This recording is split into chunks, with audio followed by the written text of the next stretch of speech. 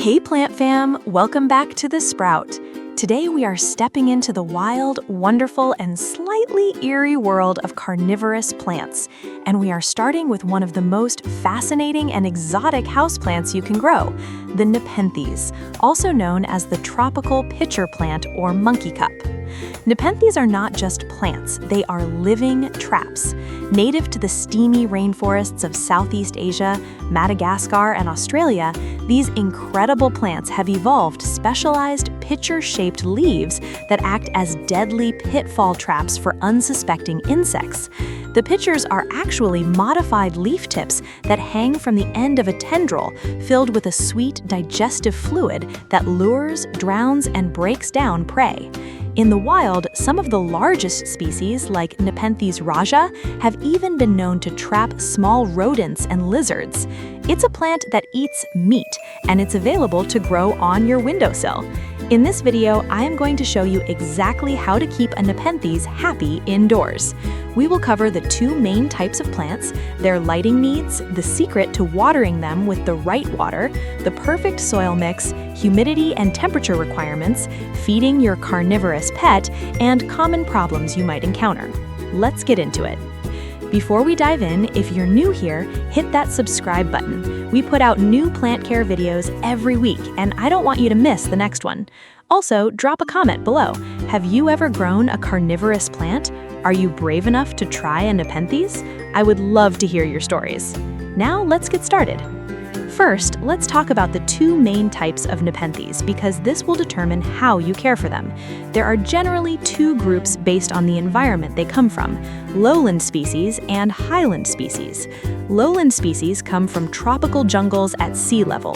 They like it hot and sticky all the time. They need daytime temperatures from 70 to 95 degrees Fahrenheit and warm nights. Highland species, on the other hand, come from misty mountain slopes. They prefer warm days but cool nights, with temperatures dropping significantly at night. The good news is that most Nepenthes you find in garden centers are hardy hybrids, like Nepenthes ventrata, which are much more forgiving and can adapt to average room temperatures. If you are a beginner, start with a hybrid. It will be much more tolerant of your home's conditions. Now let's talk about light. Nepenthes are sun-loving plants, but they need the right kind of light. They thrive in bright, indirect light. Think of the dappled sunlight they would get under a rainforest canopy. A spot near an east or west-facing window is absolutely perfect. They can also handle a few hours of direct morning or late afternoon sun, but you must protect them from the harsh, scorching midday rays that can burn their delicate leaves. If you don't have a bright window, full-spectrum grow lights are a great alternative. You should run them for about 12 to 14 hours a day, keeping them about 8 to 10 inches away from the plant. If your Nepenthes stops producing pitchers, the most common reason is not enough light. Increase the light intensity gradually, and you should see new pitchers forming. Now let's talk about the most critical aspect of Nepenthes care: water. This is non-negotiable. You cannot use regular tap water. The salts and minerals in tap water, and especially in bottled mineral water, are toxic to these plants and will slowly kill them. You must use rainwater, distilled water, or reverse osmosis water. In terms of watering frequency, Nepenthes like to be kept consistently moist but never waterlogged. You should water when the top of the soil starts to feel just slightly dry. Do not let the soil completely dry out, and never let the pot sit in a puddle of water for extended periods, as this can cause root rot. A good method is to water from the top until it runs out the drainage holes. During the winter months, you can reduce the frequency, but the soil should still stay damp. Always use room temperature water. Cold water can shock the roots and slow the plant's growth. Now let's talk about soil and pots. This is another area where Nepenthes differ from your average houseplant. They need a very specific, low-nutrient and well-aerated soil mix. Do not use regular potting soil.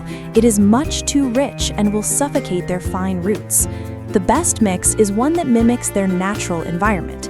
A classic recipe is 50% long fiber sphagnum moss, 20 to 30% perlite or pumice for aeration, and 20% orchid bark or horticultural charcoal.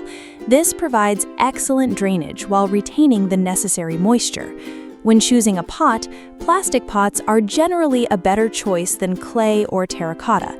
Clay pots can leach salts and minerals into the soil, which can build up and harm the plant. Plastic pots also retain moisture more consistently, which is what Nepenthes prefer. Repot your Nepenthes every 1 to 2 years in the spring. You should repot if you see roots growing out of the drainage holes, or if the soil has broken down and looks compacted. When you do repot, be very gentle as their roots are fragile. Simply move the plant to a slightly larger pot and fill it with a fresh, low-nutrient Nepenthes mix.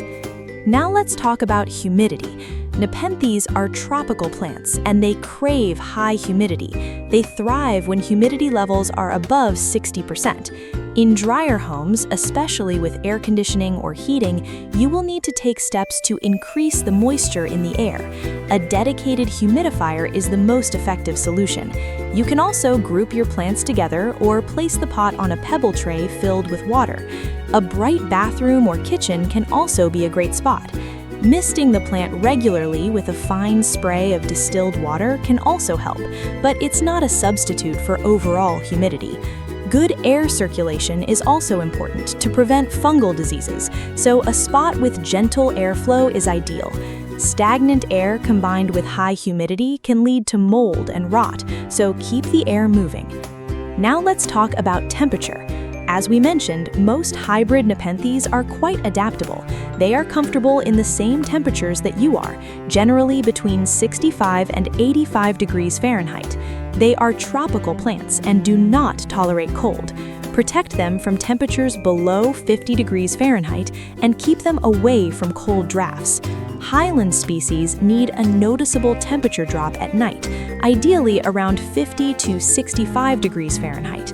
Without this cooling, many highland species, like Nepenthes villosa, will simply refuse to grow and will eventually die. Lowland species, on the other hand, can handle warm nights, so when you buy a Nepenthes, check the label carefully to see what type it is. Now let's talk about feeding. In the wild, Nepenthes eat their nutrients by catching insects. Indoors, especially in a clean home, they might not catch enough. To help them thrive, you can feed them. Drop 1 or 2 small insects like a dead fly, cricket, or mealworm into an active pitcher. Do this once a month or so. You can also use a very small amount of a balanced water-soluble fertilizer like a diluted fish emulsion, spraying it on the leaves and into the pitchers. A pinch of an Osmocote slow-release pellet dropped into a pitcher works well too. Never feed them raw meat or human food, as this will cause the pitcher to rot. The pitcher is designed to digest insects, not steak or cheese. Also, don't feed the same pitcher too often. It needs time to digest each meal, and overfeeding can cause the pitcher to die prematurely. Now let's talk about winter care. During the winter months with shorter days and lower light levels, your Nepenthes will slow down significantly. This is normal. Pitchers may stop forming and the plant may not grow as vigorously. During this time, you can reduce watering slightly. The soil should not be completely dry, but it can be a little drier than in summer. Do not fertilize during the winter months. The plant is in a resting state and cannot process the nutrients. If you are using a grow light, keep it on for 12 hours a day to prevent the plant from going completely dormant. For highland species, winter is actually a good time for them because the nights are naturally cooler.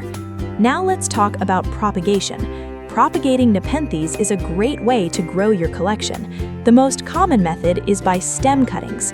Take a cutting from a healthy, mature plant. The cutting should have at least 3 leaves. The top 2 leaves can be left intact, but the lower leaves should be removed completely.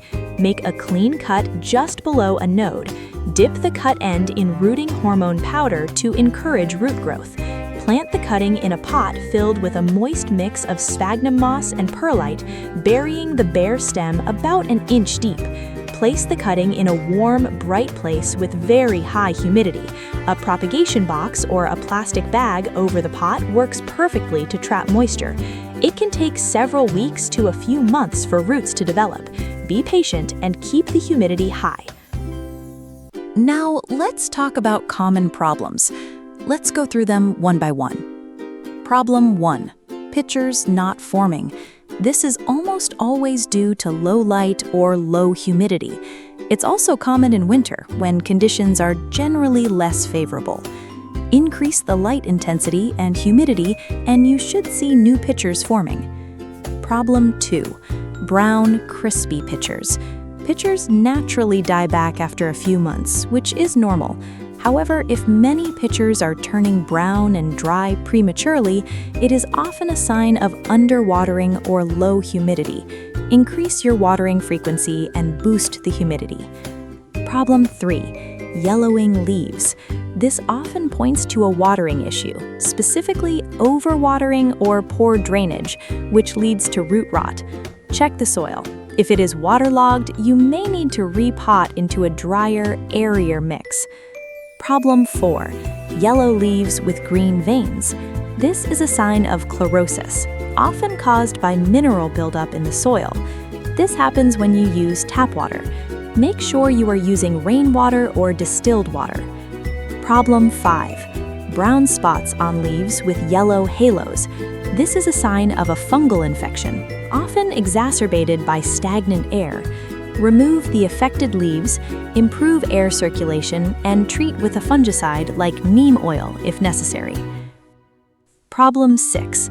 Mold on the soil. This is usually caused by keeping the soil too wet with poor air circulation. Scrape off the mold, increase airflow, and let the soil dry out slightly more between waterings. Problem 7. Root rot. This is the silent killer, caused by overwatering or poor drainage. Look for wilting, yellowing leaves, and dark, mushy roots. If caught early, you can repot the plant, cut away the rotten roots, and use a fresh, well-draining mix. Problem 8. Pests. Yes, even carnivorous plants can get pests like aphids, mealybugs, and spider mites. Treat them with insecticidal soap or neem oil, but be gentle. Here's where you come in. Drop a comment below. What do you think? Would you add a Nepenthes to your plant collection? I'd love to know. Now, let's talk about the top mistakes beginners make. The first mistake is using tap water. This is the most common error.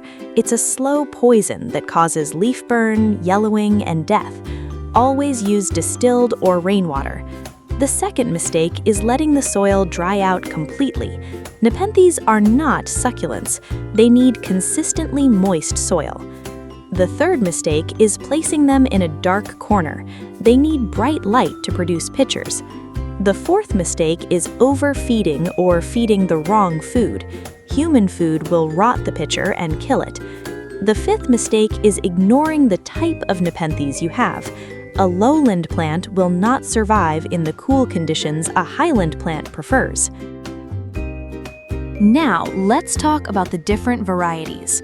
For a beginner, Nepenthes X ventrata is the best choice. It's a hardy hybrid that tolerates a wide range of conditions. Nepenthes Lady Pauline is another hybrid with beautiful spotted pitchers.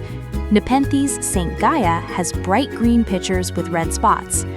For highland species, Nepenthes villosa is famous for its toothed peristome, and Nepenthes raja is known for its massive size. But these are more challenging and best left to experienced growers. Let me give you a few quick answers to common questions. Are Nepenthes safe for pets? Yes, they are considered non-toxic to cats and dogs. How big do they get? Most houseplant varieties will grow to about 2 to 3 feet tall and wide. Can I put my Nepenthes outside in summer? Yes, you can place it outside in a sheltered spot with bright shade, but you must bring it back indoors before the nights get cold. What's the easiest Nepenthes for beginners? Nepenthes X ventrata is a fantastic choice. How do you clean pitchers? There is no need to clean them. In fact, the liquid inside is essential for digestion. Do not pour it out. Let's wrap everything up. Nepenthes are the fascinating carnivorous gems of the houseplant world. Give them bright, indirect light and never let them sit in the dark. Water them only with rainwater or distilled water, keeping the soil consistently moist. Use a chunky, low-nutrient mix of sphagnum moss, perlite, and bark. Provide high humidity with a humidifier or by placing them in a bright bathroom, and feed them occasionally with bugs or a weak fertilizer to help them thrive.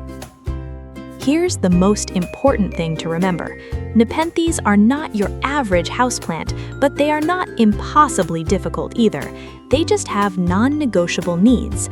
The most common mistake is using tap water or letting the soil dry out. If you can get the watering right and give them good light and humidity, you will be rewarded with one of the most incredible conversation-starting plants you will ever own. Before you go, hit that subscribe button if you haven't already, and leave me a comment. Would you try Nepenthes? What's the most interesting plant you've ever grown? I'd love to know. Also, what plant should I cover next? Sundew, butterwort, something else? Let me know. Thanks for watching. Take care of your plants, and they will take care of you. See you in the next video.